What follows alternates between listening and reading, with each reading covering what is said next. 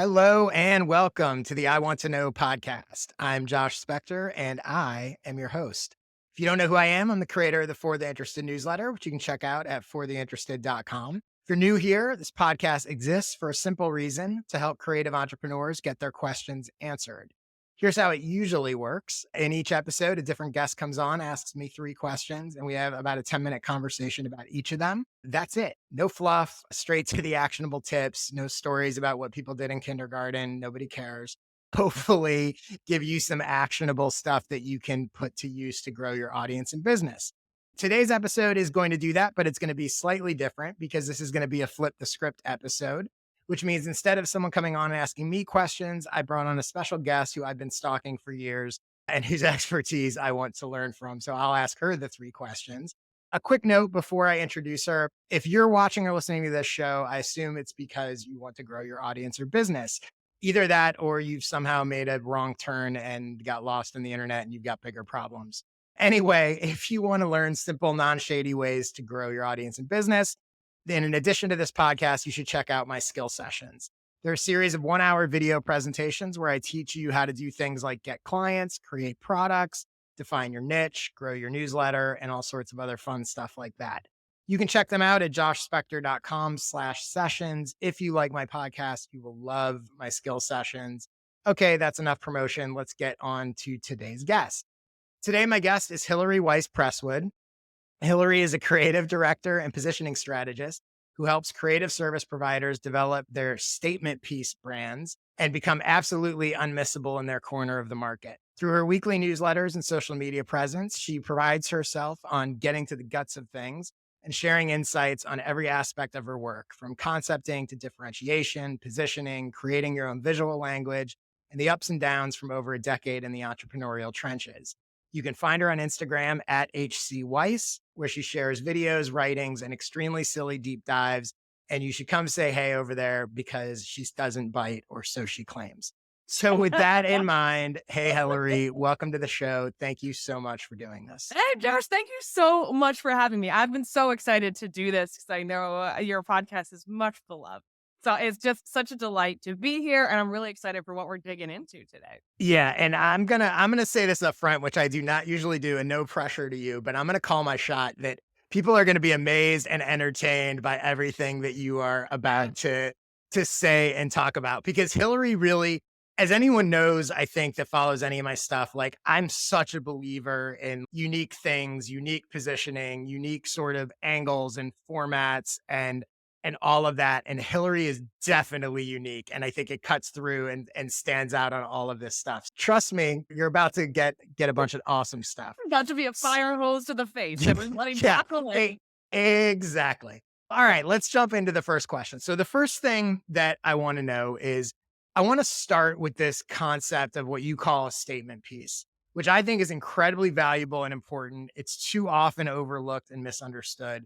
I see so many people that, both in the way they describe what they do and oftentimes in the things they do themselves, are completely generic. They sound like a million other things that are out there. So explain to me what you consider a statement piece to be. And then I'd love to hear you talk about what are the first 3 things, besides hiring you, obviously, what are the first 3 things someone should do to start clarifying their statement piece for themselves? Absolutely. Great question, Josh. Let me get right into it. We're getting right to the meat and potatoes here. In terms of what a statement piece is, in my definition, we are over at Statement Piece Studio LLC creating statement piece brands, essentially. And that is a brand with a really incredibly unique point of view, personal philosophy, and position in the market, and then the visual language and messaging that sort of comes around that. And the reason I came up with that idea, this was, I think, back in 2017 or 2018. Yeah, far enough ago that Mhm. it feels long but short. But I think the initial aha I had to create the idea of the statement piece brand was, I had a branding mentor at the time ask me, when it comes to especially personal branding in the online business space, especially in the creative service provider space, it's so important to, of course, be able to differentiate yourself because there's so much noise. But she asked me a really interesting question, which is, when you think about your day to day life, when you think about the way you move through the world outside of your business, what can you always be counted on to do or bring? How can you always be counted on to show up to brunch or Mhm. family Thanksgiving or whatever it may be? And I sat and thought about it for a while because we're in a really interesting, I think, inflection point of the industry where I don't think have ever been so many creatives who are both the face of the business and the product. So it's really, I think, for a lot of the time, conventional wisdom is to keep your person, like your personal self, your personality, and the business kind of separate. Like it's better to have a Mhm. brand. But when we look at the modern era of branding and of being an online professional, like letting your personality shine through is important. So I really sat with this question for a minute, and I realized one thing I can always be counted on to do, and I'm actually not really doing it right now, but we'll say the nails work, is I'm always wearing a statement piece of clothing or jewelry whenever I go out. Like I like to dress up. I'm a jewelry gal. I'm a jewelry head. I collect antique jewelry, all that stuff. And I realized that that was serving the same purpose that I believe branding should serve. A statement piece of clothing or jewelry, when I put it on, or whatever, a handbag, shoes, whatever it is, when I put it on, it is to repel the people who do not want contact with me. They're like, Mhm. who's the crazy lady with the giant necklace over there? And it will attract those people who are into the vibe. So it's a statement piece is a conversation starter. It's a way to tell the world about who I am and what I'm all about without me having to say a single word. It really just gives you the right flavor right out the gate because I don't believe in being very mysterious. And when we Right. think about branding generally, a great brand, especially one that would fall into the personal brand category, whether you have a team or an agency or whatever, if you're the face of the company, it's so important to have a brand that makes that kind of impact where it immediately repels the people who are not a fit and Mhm. immediately attracts the people who are like glue. And what really serves to do that, to revisit your question about three Mhm. things for people to think about, is I really encourage people to think outside of the box with what they think a brand can be, A, and also the pieces of themselves that they want to represent. So I mentioned earlier, conventional wisdom was to keep the personal and the business very separate. And right now, it's actually very important to show some of your personality and a little bit more of yourself. Obviously, have boundaries. We don't need to hear you're like fighting with your spouse or whatever, but Right. it is really important to allow some of your personality to really seep through because that's how we create that connection, especially on social. Like creating that really powerful trust between you and your audience involves to some degree revealing a little bit more of yourself than maybe you would have 10 years ago. Or Mhm. letting more of your personality shine through. So, what I encourage people to think about is three categories when it comes to the brand. Because traditional branding is okay, who is your audience? What's their problem? How do we solve it? How do we brand that? Great. But and which that's not irrelevant. I'd say that's Mhm. the old ways sound solid to me. But I encourage people to think outside the box in three additional categories. And the first category is you want to think about your specific talent. What is it? Sure, you may be a copywriter. Sure, you may be a strategist. Sure, you may be all these other things. But underneath the surface, what is actually the thing you enjoy most about your work? So for some people, it's the end result. For some people, they really nerd out on the process. Some people Mm. really feel their talent is in how they amalgamate all the ideas. I ask people to look at that. And that's a big piece of my strategy to just say, not just what do you do with your signature process, but why? Why do you take certain steps? And how does that tie into what your natural talents, your natural instincts are? Because that means when you build a brand that includes that, you don't feel like you're putting on a costume every day. It Mhm. feels very natural. It feels like it's coming from you. The second thing I encourage people to think about when it comes to their brand or a brand that they want to create is also what kind of, and this is going to sound a little woo, but I promise it makes sense, is what kind of energy do you really want to bring to the table? Because we have people like me who I'm just a Godzilla of a personality. I'm literally stomping off the screen on my website for that Right. reason. Because if I said, not a mysterious person, I just really want to hit you in the jugular Mhm. with exactly what the deal is, as all the best brands should. So I encourage people, but also to think about if you are calmer and more subdued, if you have more of a luxury glamour vibe, if you are funny and quick and pithy, thinking about the energy that you want to embody with your brand, which hopefully, especially if you are a personal brand, is tied to your energy as a person. Because I think Mhm. when people think, okay, how do I need to come across as a personal brand? I need to be louder. I need to be the funniest person in the room. I need to be all places at once. I need to be an extrovert. And you don't actually need any of those things. I heard they say the introverts will inherit the internet. And truly, there's so many of y'all. But the energy side of things is really important because, again, not everyone's going to want to work with a loudmouth, fast talker like me. Some people are going to want a more calm, a more luxurious experience or something different, something that feels like taking a vacation, perhaps, or somebody who's really a perfectionist and very detail oriented. Like you want to make sure that energy comes through. So that's the second piece. And then third, and this is especially when it comes to content, I really encourage people to think about what is the truth that they really want to be telling. One of the first pieces I ever created was called the Statement Piece Framework, and it's still the freebie on my website. It's an idea generation tool because I think it's really important for creatives not just to react to what they see online, not just to be copying the person next to them, but to be thinking about, okay, what do you want to see more of and less of in the industry? What's really important for you to share when it comes to your ideas, your content, how you put stuff together, how you shape your offers, how you treat your clients, the kind of difference you want to create in the market is as much tied to your differentiation as your audience challenges and pain points. So it's really those three aspects. And at the intersection of that, when you examine all those pieces, so that's just to recap for those Hmm. following along at home, it's like your talent, what do you do really, really well and why? Your energy, how do you come across? Are you big, loud, brassy? Are you a little bit more subdued, calm, chill, and anything in between? And then the third one is what is the truth that you want to be telling with your content, with your work? What is so important for you to do and create as a brand that might run counter to a lot of stuff in your industry? Maybe you want to talk more about nuance than you see a lot of other people in your category doing. All of that stuff really matters. And at the intersection of those three things, you will often find common threads that you can weave together into the statement piece focal point of your brand. And the statement piece itself is more of like the concept of the brand as a whole. And I find those three aspects can create a really great umbrella that, as I said before, means when you're showing up as your brand, you don't feel like you're putting on a costume every day.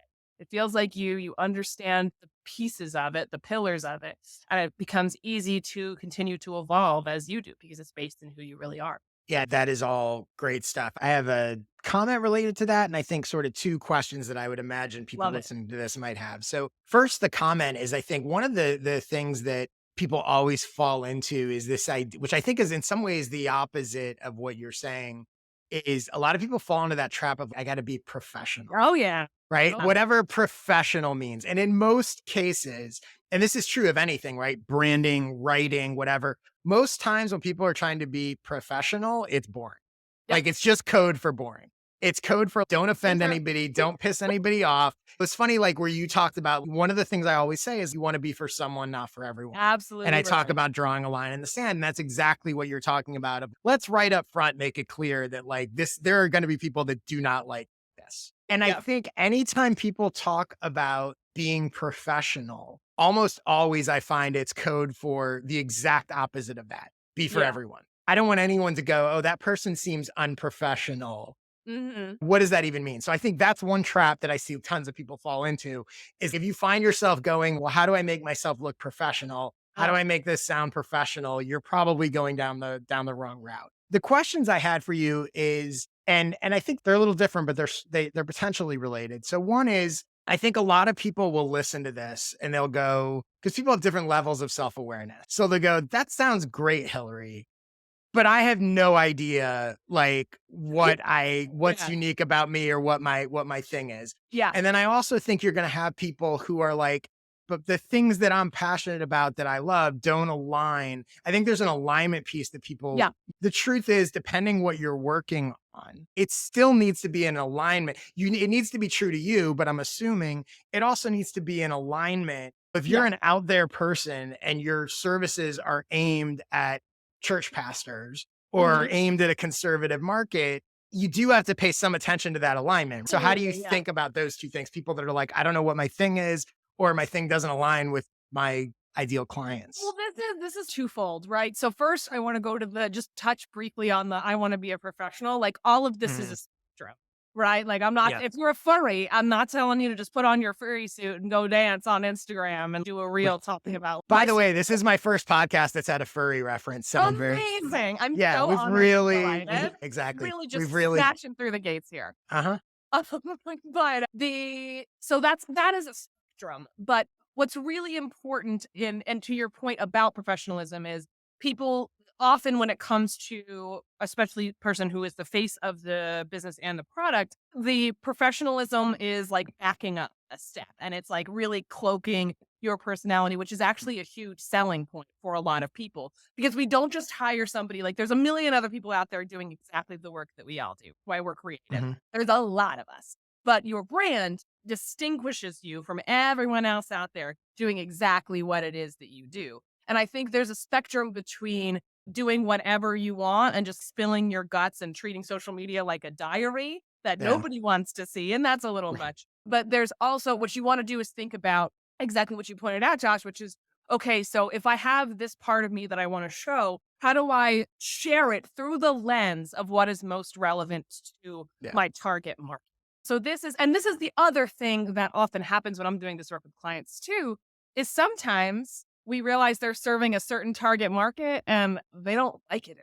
And they actually want to be serving somebody over here, or they want to be serving these types of people. The example I always use is just like what I just weight loss coaching is a really easy example. So let's say you are like a loud, brassy weight loss coach who's like, let's burn the diet books, let's get this done. Your message is still going to be very, very different to if you are targeting, like, let's say, millennial moms who are Mhm. in their mid 30s now and trying to shed that last 20 pounds, or women who are in their 60s who are retired and who are really interested in this next wave of their health. So it's important that viewing it through the lens of what your target market finds relevant is what makes it a brand. But really digging out the pieces of your personality, what I find the bulk of it is pattern recognition, and Mhm. it's learning to study yourself. And a big part of what I do as a creative director and a positioning strategist is I'm the mirror. Like, you give me everything you got, word vomit on me, that's fine. I can take it. I was a copywriter for 10 years. I have dealt with more word vomit than I could take a stick at. But I provide a moment to go through everything and reflect back, like, hey, I'm seeing you do this, this, and this. I think there's something to here. Let's follow that thread. But if you are not working with somebody like me, it really is the patterns. So it's sort of like, what kind of clients do you love working with? What kind of problems are you absolutely obsessed with solving? What are some compliments you hear from clients again and again about the way Mhm. that you work and what that work allows them to do with their businesses, with their lives, whatever it may be? Yeah. You want to start taking notice of yourself. And that is possible to do on your own. It just takes a little bit longer. But Well, I, and I think also like and that's one of the nice things also about social media and content and putting yeah. stuff out there is people are saying stuff back to you if you pay attention. They are, even if you don't hire someone as a mirror, they are Yeah. mirroring back to you. I remember early on, like multiple people kept using the word generous. And I didn't think of myself, I didn't think Mm, of that as a part of my thing because it came natural. Well, yeah, I help yeah. people and whatever. But everyone, and at first it surprised me. And I think that's another tell too, right? When people are saying things to you and I was like, God, why does everybody think I'm so generous? Like I'm just sharing what I know. But I eventually realized like, oh yeah, that is a part of my brand. Like clearly that's standing out. It's not a Exactly right. coincidence that people are using that word. Oh, you're so good at simplifying things. And it's that was actually intentional. Like I'm trying to do that. But when you start to hear that, and it doesn't have to be a million people, right? It could Yeah, be two or three exactly. people who say the same word to you and just take a second and go, oh, that's interesting. Like Interesting. that's Yeah. what they're seeing. And I think a lot of times it is the stuff that is your brand comes so natural to you that you almost don't even really think about it. Like I didn't set out to be generous. I wasn't like my brand will be generous. That's how the best brands get built. And this is the other thing why I don't work with brand new business owners, because you got to figure this stuff out. You got to set those I will help newer business owners, but like Mhm. most people have already been through a few iterations of their brand by the time they get to me, because Yeah. it's like at that point a little bit more. And whether you Mhm. can see the forest for the trees right now or not, you have the data and you have that feedback. And I love that you made that point about like generosity and working it in and not realizing. So I'm working on a mini book right now that it's almost done. Hello, book editor, if you're listening. It's almost Right. done. Self published. but it's called Trust Your Talent, a Mhm. personal branding primer for exceptional creatives. I might change the tagline, who knows? But Mhm. there's this section I have in here about exactly what you're talking about. And the way I frame it is like your talent, that core of what you do, which I mentioned earlier is one of the pillars, is what feels like ease to you, but looks Yeah. like power to everybody else. And that is such a big one for creatives, especially because we can be so self deprecating because creative work inherently embarrassing. Like Mhm. entrepreneurship inherently embarrassing. We have to be putting ourselves out there all the time. And so anytime somebody gives us a compliment, sometimes we can be like, "Oh, that's what you okay, well, maybe not." First of all, learn to take a compliment, creatives. Good lord. The amount of conversations I have around that alone. Learn to believe what people say to you that is positive, not just negative, Yeah. about your work and start noticing, to your point, those patterns, and you will start to recognize what comes so easily to you and not to other people. The key is believing it enough to brand it, to Yeah. brand around it. But that's such a, I love that you raise that point because that's such a great green light in terms of like the things that can be included as elements of your brands. And also, congrats on being a generous spirit. Yeah, We thank you. certainly need more of you. Thank you. And the other thing also is the stuff they say about you and also the questions they come to you with, Yeah. right? Because that's a clear tip that they're like, I view that guy or that woman as someone that can help me with this. She seems, my guess is even before you started offering like creative director services, and we're going to talk about images and photos and Oh, branding and yeah. all that soon. But my guess is people were coming to you and being like, hey, I love your stuff. How do I do that? Yep. And so I want to jump to my second question here. And I want to talk about copywriting. You're a great copywriter. Your Thank you very copy is much. great. So let's talk about why most people's copy sucks. Basically, what do you think are the biggest mistakes that people make when writing copy? Why is so much of it boring and bland and uninteresting? Or it's funny, I see there's actually two buckets of problems. Some of them have both with Yeah. copy, but there's the sort of this is boring and not unique and nobody cares. And then there's the sort of this is confusing Yep. I have and no this idea doesn't what. act. I have no idea. You're trying to be creative and I have no clue what you even do or want me to do or Yep. any of that stuff. Yep. So let's rant about why most copy Oh. sucks and what How to much do time about it. we got? Every Yeah, single exactly. down. No, well, as I mentioned, I was a copywriter for 10 years. I retired to do creative direction and positioning strategy and coaching in 2020. Really bold choice on my end, but it worked out. But I find there tend to be, I'll start with the base level problem that you can fix today, and then Mm, the problem with the process that I see. So the first thing is really specificity. Like, I find when people are struggling to write copy, it's because it's far too general. I will help you. Again, like I'm reverting to the life coach example yeah. where I have not worked with majority life coaches in a long time, but good people. But I'll use that. I'll just keep that as the example. Or Hmm. let's say you're even a copywriter, because even copywriters struggle to write their own Yeah. stuff. If you're saying like, I will empower you to live your best life, or I will help you write copy that converts. Okay, great. It's sort of like, Yeah. okay, who is this for? What is the experience going to be like? What do you love about this? What do you love about this offer? What excites you about it? And I think when I say specificity, this is point two. So we'll combine these two together. I always challenge my students and my own clients to do what I call taking the elevator one floor down. Because Mhm. often when we think about the traditional structure of a page of copy, right? So it's okay, top, let's say a sales page, top of the page, headline, tagline, pain points and challenges, benefits and goals. Then you go Mhm. into the product description, the features, what they all literally help them do, all of those things. Takeaway. And I find people get really, really generic in the one place they really have the opportunity to go for the jugular. And that is with the clients the challenges, excuse me, your clients are experiencing. It's Monday. Mm. And so I really encourage them to think about, so let's say you are a copywriter who works with mid-stage SaaS tech startups. And I find a lot of copywriters, especially newer folks who've been around for 2 or 3 years or so, often revert to, do you hate writing your copy and have better things to do? Great.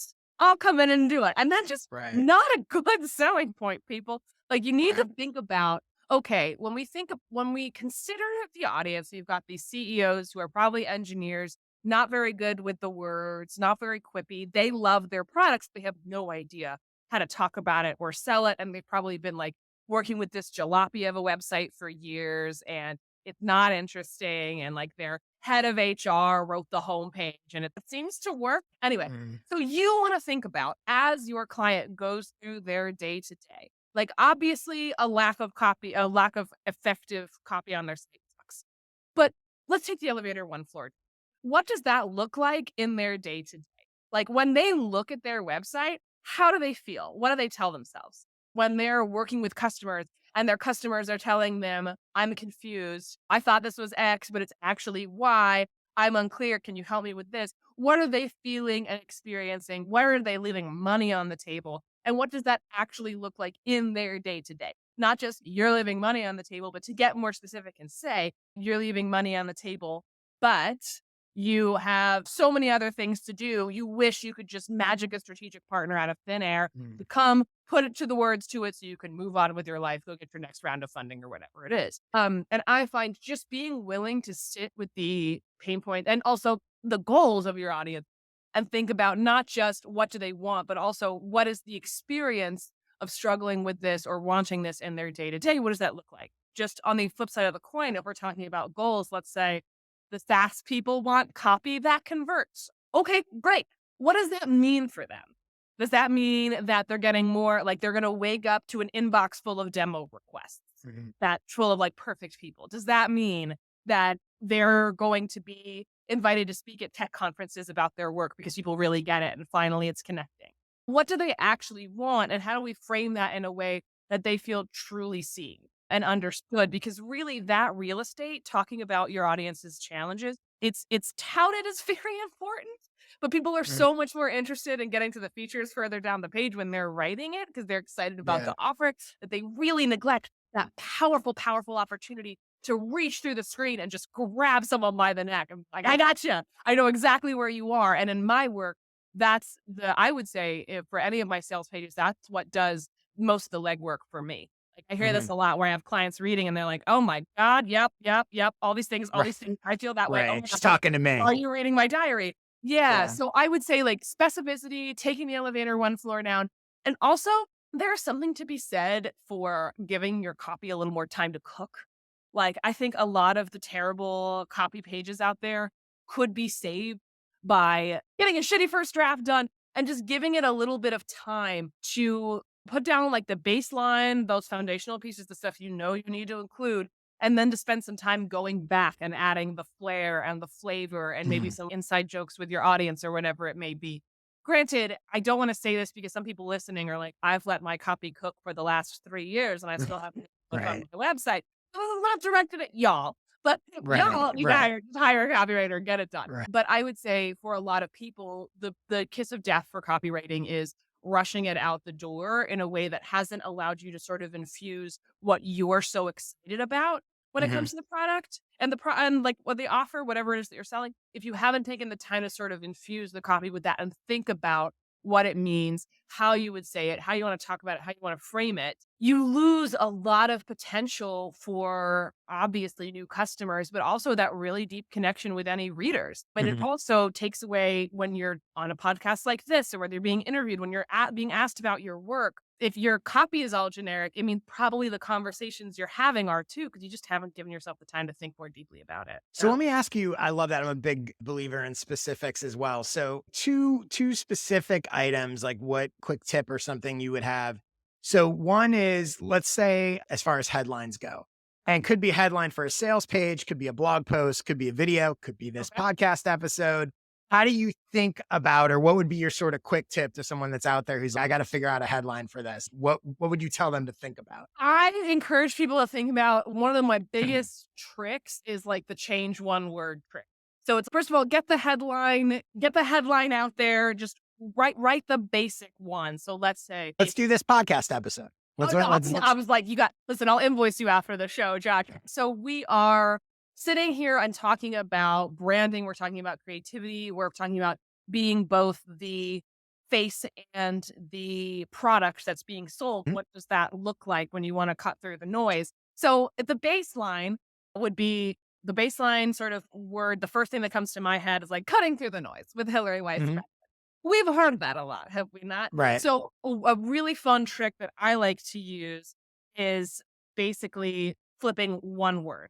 So whether it's the word cutting through the noise, maybe we Mhm. change it to smashing through the noise, Mm. or maybe we say cutting through the boring blah as Mhm. opposed to cutting through the noise. Just giving yourself the basics and then flipping one or two words to make it a little more electric, a little more engaging. Yeah. I find I love that. And I'm guessing instantly when you cut or change that word, that in most cases you're amplifying it, right? exactly. What's So a better you're adjective? amplifying or exaggerating. You're going from Yeah. Then you wanna think about, okay, let's say it's cutting through the noise. Where's that title fall down aside from the fact we've heard it a bunch, and it's not just cutting.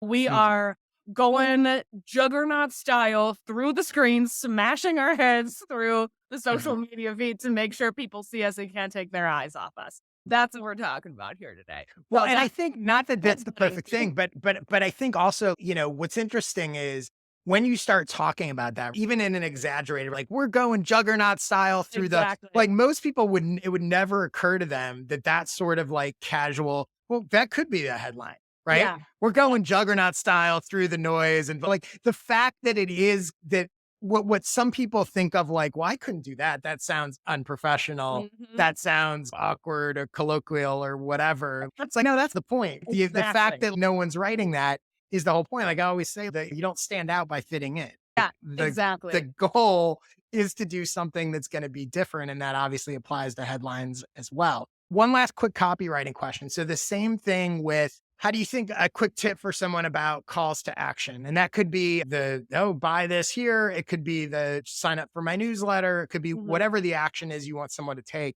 Mhm. Any quick tips for when they transition from, I've given you all this stuff and you relate to it, but at some point I got to actually make the ask and tell you what to do. Yep. What do you think about that? So obviously we've got the classics, buy now, click here. You Mhm. don't have to mess with the great.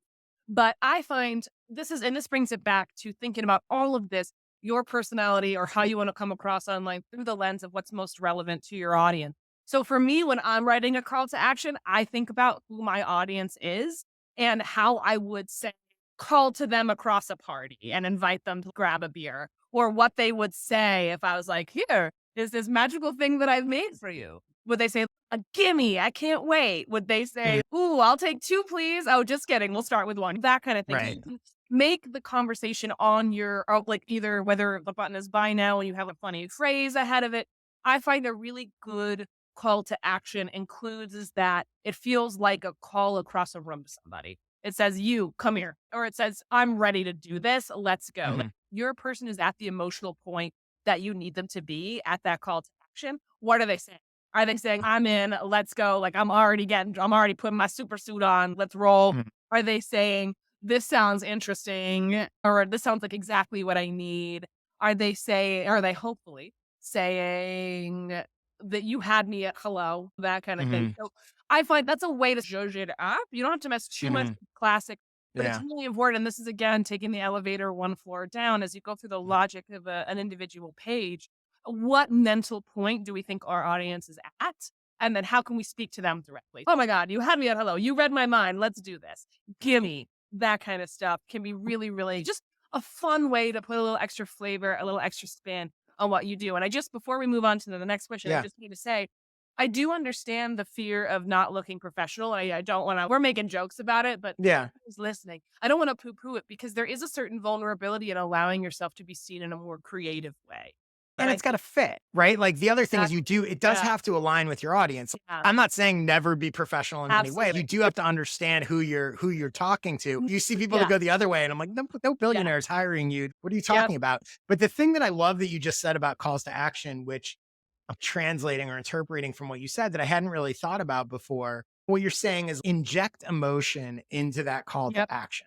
yep. And that emotion can be, and in most cases will probably be an excitement to buy, an excitement to whatever, but it also could be the frustration, right? I can't take it anymore. Exactly. I'm tired of working Yep. with clients I hate. Done. Let's Give me go. the advice. And I think it's probably again, I know it's something I'm going to start thinking about like looking at those call to actions and go, have I injected an emotion into this? And I Yep. think just trying to do that probably is a nice little, I don't like the word hack, but a nice little sort of framework that you can use to amp up those things and really tap into that. Because the truth is, like, there should be some emotional pull to any action that anyone's going to take. And Exactly. it's, but if they don't necessarily click into that, it's the job of the writer to help them click into, yeah, I do feel frustrated about that. Like, I'm all Mhm. right, give me this. I'm tired of being lazy. I want to do this thing now. But it's really interesting to think about and experiment with as you test, right? Yeah. That, let's say it's like a workout plan. I'm fired up to get in shape today versus I'm tired of being lazy. Yeah, but Those are two different emotions and they're gonna amen. trigger differently in different people. And my guess is through testing, you probably see that depending on your audience and the specifics and a million things, one of those is probably going to work much better. Yeah, And both of them will probably work better than just get my workout plan. exactly. And that's again, every sort of all those key points are opportunities for connection, or an Yeah. opportunity to give them a taste of what you are like as a person, as well as what the experience of working with you is, but also to make them feel really seen, heard, and understood, which is Yeah. really And they'll ultimately attract different people. The person that's like, I'm fed up with being lazy is going to be a different client than the person that's, exactly. I want to rah, rah, let's go. I'm Let's, ready to feel my whatever. best. Yeah, Cool. So let me get to my third question for you, even though I know I've already asked you a bunch, but bring it on. the whole positioning of this podcast is a giant cheat anyway.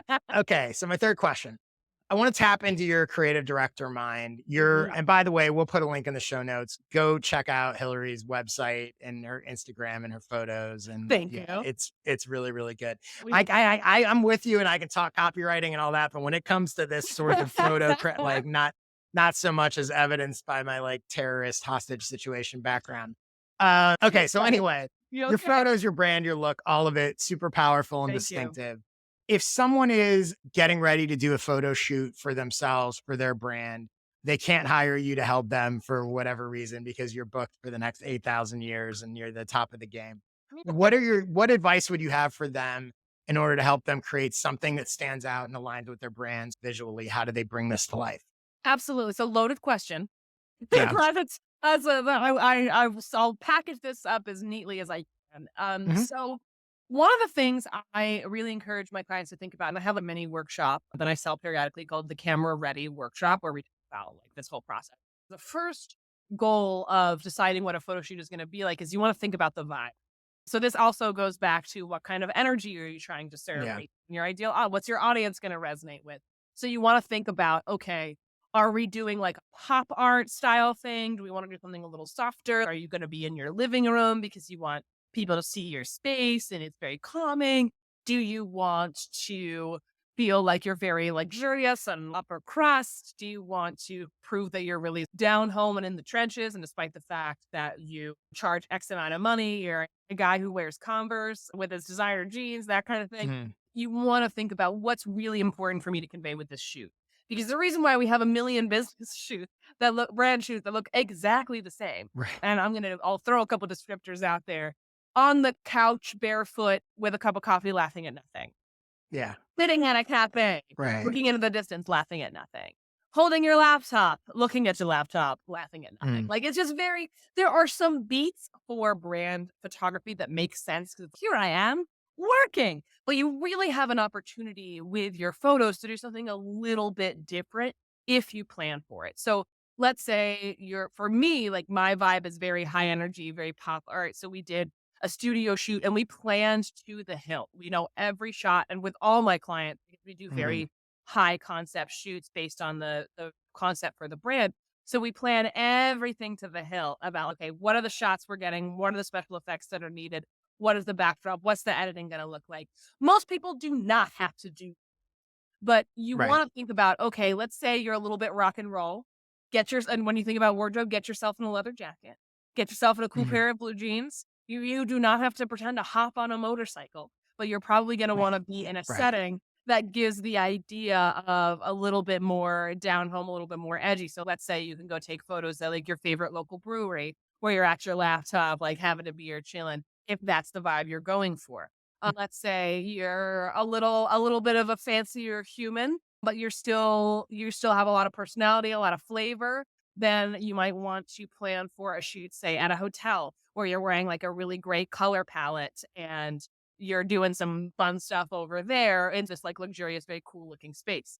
But when it comes to planning, you really want to look at not just what's the vibe and what sort of are the inspiration images that speak to what you're going for, but also specifically which images. I find where a lot of creative direction for photo shoots falls down is people will send me like a 70 image pin board, and I'm like, Mm. "Okay, which one of these are the ones you like that are you're really drawn to?" And they're like, "The whole thing. It's just everything. It's Right. amalgamation." I'm like, "Okay, we gotta get really specific." So do your Pinterest board, figure out like which of the shots you're most drawn to, what are the shots you may want to emulate, and then you start planning. Which photos, in a perfect world, if you want to go high level, which photos are going to go on which pages of this? Do you want to be creating different scenes based on each photo, each sort of page of the site? So, for example, do you want your homepage to include you? Let's say we're doing the hotel shoot at the front of the hotel, welcoming people in, where you have the about page where you're more like sitting on a bed, a little bit more relaxed or whatever. And then the services page is in the lobby because you got some really beautiful stuff there and it feels like the lobby of your website. That kind of thing is something that you want to think about. You also want to plan props. I really recommend people use props of some kind, whether it's a cup of coffee, God help you, or a laptop or a notebook or something that you have on your desk that you really like. Having props and something to do with your hands can be really helpful.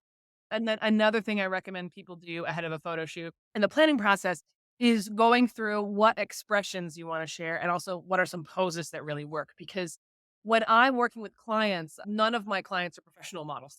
I have yet to work with Right. a single professional model. So when you get in front of the camera, it's very easy to just freeze up and be like, oh no, what do I do with? I was many, many years very awkward in Right. front of the camera. I would actually have to do a shot of whiskey before I got into the camera because I would be so locked up and weird. I have Mhm. a lot of I have a big features. I have a lot of lines on my face. So if one eyeball is closed, you're gonna know.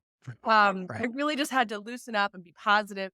So I would say planning as much as you can. Your photographer will hopefully, if they're good at what they do, will be able Mhm. to help point out what information is going to be most helpful. You don't want yourself too in your head, but I do find a lot of photographers struggle to really direct the Mhm. subject.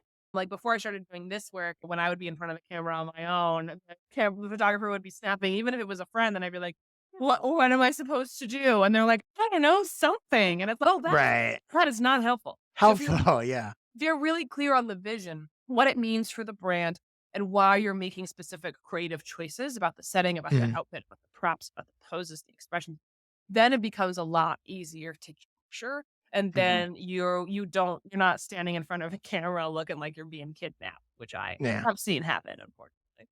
Are there any, and obviously it's totally different based on brand and goals and all Mhm. that, but are there any types of shots that you think are, like, helpful for people to get that Mm. maybe they don't think about? Like, you should always, I'm making this up, but you might be like, "Oh, you know what? If you're gonna do a shoot, make sure you at least take a couple, like, out in public around other people," or, Mhm. like, that kinda Mhm. thing where you're like, people don't necessarily think do this, but they're easy to get, and they tend to come in handy down the road. It's honestly, for me, the biggest one, and this is what a lot of people forget about is, and this is gonna sound lame, so I apologize in advance, Mhm. but getting a landscape shot with a blank wall of some kind behind you and at least a Mm. few different shots can be huge because people will Mhm. forget to do this. And then so they're taking especially if the photographer is not a brand photographer, more of a portrait photographer, let's say a wedding photographer that you liked and that you were like, "Can you shoot for my brand?"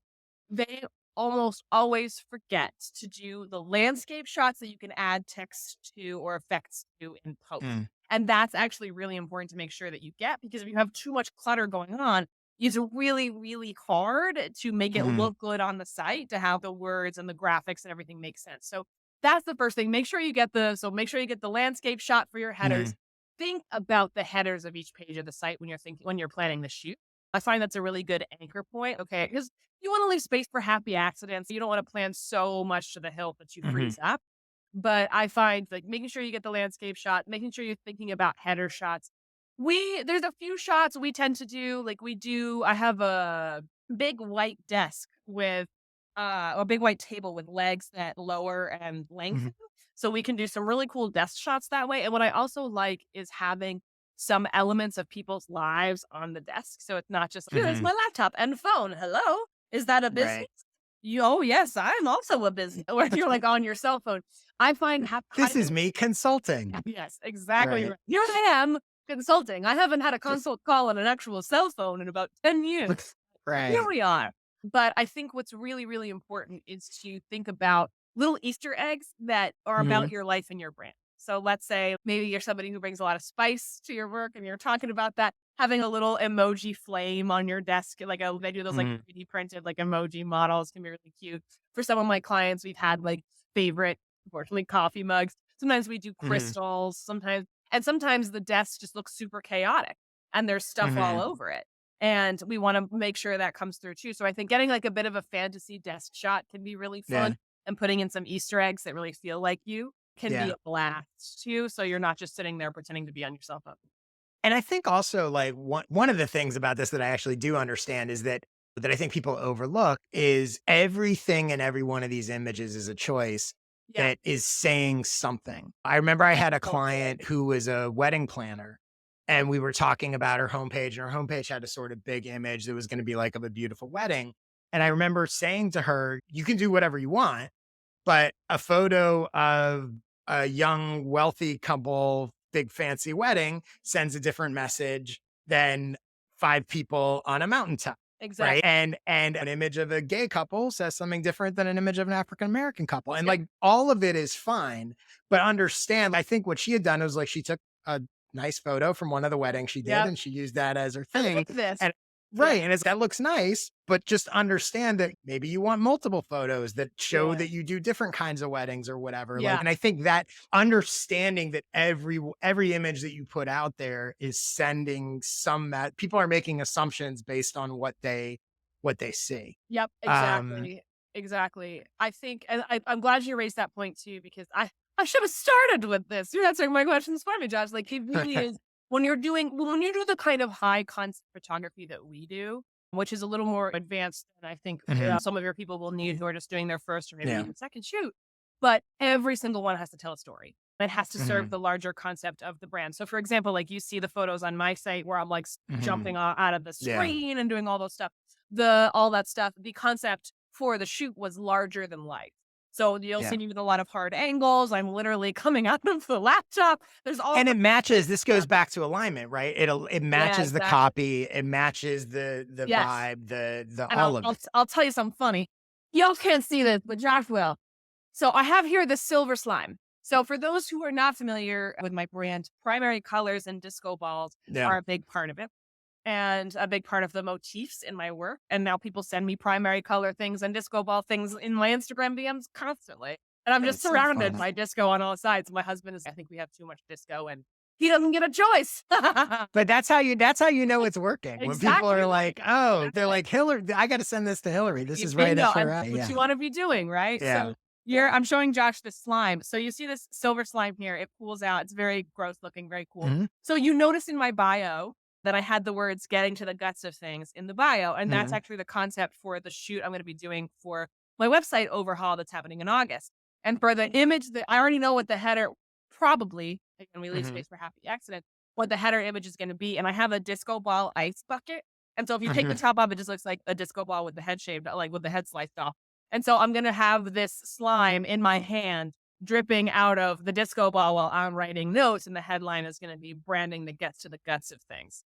It's cool. Which is it's like the disco ball has guts, you see, but this is how Yeah. far ahead you have to plan for this. It all it doesn't just happen. So Exactly. let me ask you, and this may be on your website, but any examples of because obviously your brand is very unique, but it's very Yeah. you, and you help other people with Mhm. all sorts of different Yes. brands. Not up People on my you want to site. It is mention either their websites or their Instagram that you've worked with, that just so people could get a sense of sort yes. of different versions of Absolutely. You this. check out Renee Sager, Renaesager, I believe. She is a confidence coach and she's awesome. And the whole theme for her shoot was get ballsy. So we put Hmm. her in a bathtub with a bunch of ball pit balls. And we had this really Hmm. fun before these like really fun before and after juxtaposition shots where in one shot she's like wearing a gray sweatsuit and like eating a spinach leaf and in the next shot it's like bright colors and there's like a Hmm. beautiful slice of cheese pizza and a cupcake and like a nice little Right. salad and a Diet Coke over here. So we were showing that. Another one of my clients, her website should be rolling out in the next couple months. Marisa Corcoran, who is a former copywriter, now she is a copywriter, but she's a more of an educator and a thought leader, and she's also a strategist for summits. So she's basically Hmm. helping people build these like really iconic messages and businesses So her theme, her concept was the intentional icon. And so we had her in these sort of iconic looks because she's a big time, like classic rock Mhm. girl. So we had her Mhm. in her like vintage panties and the boots and the cool jeans and like the big coats. She looked like a rock star. But we Yeah. also had people who were brought in to represent the community and she was interacting with them. And so it created this sort of iconic look. The colors are these beautiful red, blue, gray, and white. So not it doesn't look as America as it sounds. Right. It's very edgy, very like rock and roll, and it's Mhm. about creating a platform for yourself so you can become a rising tide that lifts all boats. So that's what we tied together with the Cool. images. You can check her out. That's her. She's M Tony, MTONI on Instagram. There's also my girl Grace and Grit. Her name is Courtney Townley, and she is a. I feel like I'm referencing all my coaches here, but I can give you Mhm. more by the by. But she is a coach for women in midlife, and her concept for her visual brand, and you can go to graceandgrit.com, was the power years. So teaching Mm. people that midlife is a chance to really stand up and live your most powerful years. So this is your Mm. time to stop people pleasing, to be in the best physical shape, to take care of your body chemistry and all of that. And to create that, she's actually a dancer. She was It's a dancing good with Alvin brand, smart Ailey. brand. Yeah, she danced with I Alvin. I could see people eating that up. Exactly, and for these Yeah. midlife women, it's hell yeah, that's an instant Yeah. yes. We had some really fun black, pink, and like a neon orange were her 3 colors. I had to tuck her into that. She's a Montana girl, but Right. now it's all she wears. So that does happen Right. periodically. That's so fun. Uh, Cool. So yeah, one last quick question for you. A lot of my audience, including myself, they sell info products, they have courses, they that kind of thing. Where maybe what they're teaching people, there's a difference between a wedding planner where like it's very clear to see the visuals, whatever, right? yep, But if I have a course on how to grow your newsletter, yep, and like for now, I don't have any photos of myself on any of those course pages or uh-huh, any of that kind of stuff. But if I did, or if anyone out there was going to do that, where it's like a course that's not necessarily inherently like absolutely, visual, yeah. but they want like, how should they think about what kind of photos to tie to that kind of stuff? You wanna think about the ethos of the offer. So, like, Hmm. if it's this is obviously a very broad question, so let me see what I Yeah. can dial in and get specific. So, let's say it's an info product about starting a newsletter that people absolutely love to read and can't take Hmm. their eyes off of. It could be really fun to play with the idea of a newsletter you can't look away from. So maybe it's Hmm. like the first image is just somebody with like a newspaper in front of their heads. Hmm. You've edited in post to say like your newsletter become Right. the one thing, become a bright spot in people's inbox, which I think is kind of Laura Belgray's Hmm. quote. But I think you want to think about, okay, you could have that image initially. You can just have images of yourself or people like really glued to their phones and just, oh my gosh, Hmm. there's stuff going on around them, but they Right. can't look up because they're so addicted to Use the newsletter. use the image to reflect the desired result Exactly, the desired of outcome and what, the yeah, the ethos. desired outcome. Absolutely. Yeah. Again, if you're a little goofy, you're gonna wanna if you're a silly Yeah. little punchy brand, that's you could do what I recommend that if you're a little it's a little bit like, I wanna create a really beautiful spellbinding, Mhm. newsletter, and then it's if we're let's say we're going with the image of somebody reading, you can have an image of somebody, like, reading a beautiful book, like a really fantasy novel, totally absorbed, Yeah. and say, like, "Don't you want your newsletter to feel like this?" Yeah. Right. And it's interesting because like I have another like cohort program or that I ran before that was like how to use a newsletter to get clients. Well, how Yeah. to grow a newsletter and how to use a newsletter to get clients are really different. And you can see how the images that you would Yes. like, they're both quote unquote newsletter courses, but Yep. they're really different and what people want to get out of it. Exactly, exactly. So you Cool. wanna think about what's the end result? What is the experience gonna and this brings us back to our 3 pillars. What Yeah. is the experience, the energy inside the room? What is the key thing you're gonna teach them that no one else can teach them in the way that you do? And also, like, what makes this what's the truth you're telling here? What's making this different from everything else? You wanna go back to that, and you can create visual cues around those ideas. Yeah. Hillary, this was amazing. I called my shot in the beginning, actually called your shot. You lived up to it. Hey, Made me look good. that's what I'm here for. Tell Thank you, Josh. tell everybody where they can go check out your stuff and all the other things. Absolutely. This is where, hear me do this on every podcast interview I ever do. So I apologize to everyone who's heard this joke before, but this is my chance to use my radio voice. So for now, Whoa, you can check impressive. me out at HillaryWeiss.com. That's HILLARYWEISS.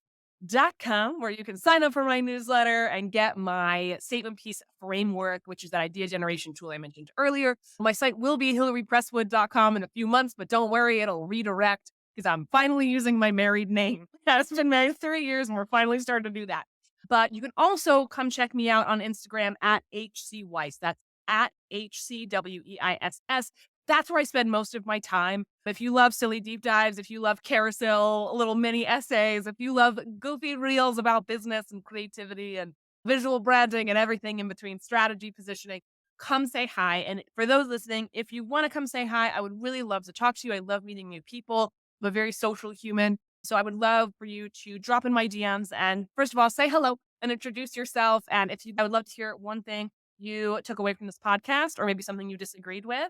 I would love to hear more about it. Something you really loved, really hated. I don't mind. Just come say hello. You can call me whatever you want as long as you call me. But I love Yeah. meeting new people in the space. Would love to learn more about you. And I'm just so excited for people to tune in. And thank you all so much for listening and being phenomenal. We got to look out for each other on these internet streets. And it's just been such a pleasure to be here with you, Josh. So thanks for inviting me. Awesome. Yeah, thank you. And I'm gonna make one more prediction. I predict you're gonna hear from multiple people in my audience, and you're also gonna get at least one, if not more, clients out of this. Because Oh, I feel like you and I, thank it's you. interesting. Like you and I are very different in some ways, but I think we see the world the same way. Yeah. And I think a lot of that's why I just know I was excited to have you on, and I Yeah. know that the way you think about and approach things, I think is really going to resonate with my audience. So I'm Awesome. sure you're going to hear from people.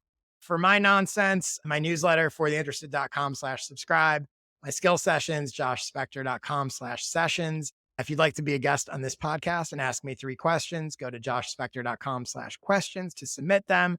I'm on Twitter all the time at jspector. I appreciate you listening. You've already probably tuned out because you've heard me talk about that stuff before. Thanks again. I'll see you next week. Hillary, this was awesome. Have a great week. Thanks so much. Bye, y'all.